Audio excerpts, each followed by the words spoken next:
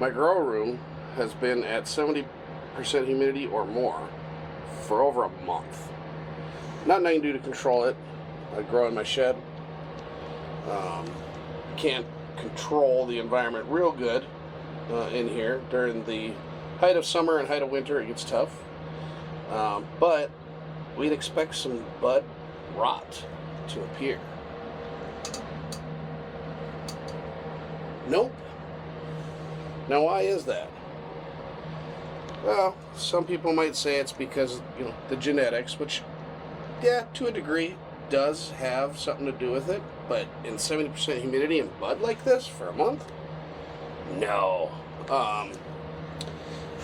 The key, really, to reducing bud rot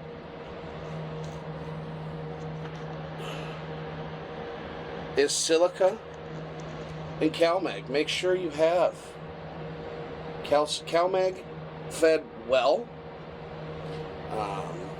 You don't have to feed it to excess. I personally like to feed it until I see some burnt tips. These burnt tips are not from that. That's on purpose. And then the second thing is silica. Silica and CalMag make your cell walls strong.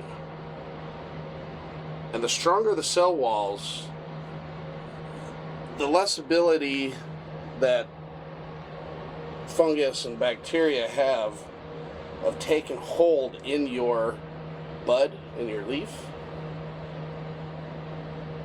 So make sure you keep up on the CalMag and use silica.